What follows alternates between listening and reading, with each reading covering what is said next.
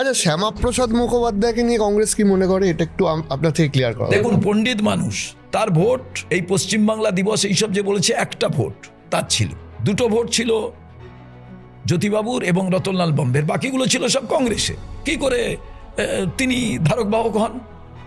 দ্বিতীয় কথা, এই ব্যক্তি কলকাতা বিশ্ববিদ্যালয়ের উপাচার্য ইউনিয়ন জ্যাককে স্যালুট করেনি বলে একটি ছেলে বেত্রাঘাত করেছিলেন। তারপরে সব ছাত্ররা স্ট্রাইক করে, উনি দুটো ছাত্রকে রাস্টিকেট করেছিলেন। সুভাষচন্দ্র বসুর কাছে এবং শরৎচন্দ্র বসুর কাছে গেছিলেন যে হিন্দু মহাসভাকে সমর্থন করার জন্য। তখন সুভাষ বসু বলেছিলেন, কোনো এই রকম দল যে রাজনীতিতে ধর্মের বিষয়কে আনবে তাদের আমরা কেউ সমর্থন করি না। মুসলিম লীগ কিংবা হিন্দু মহাসভাকে সমর্থন করা যাবে না।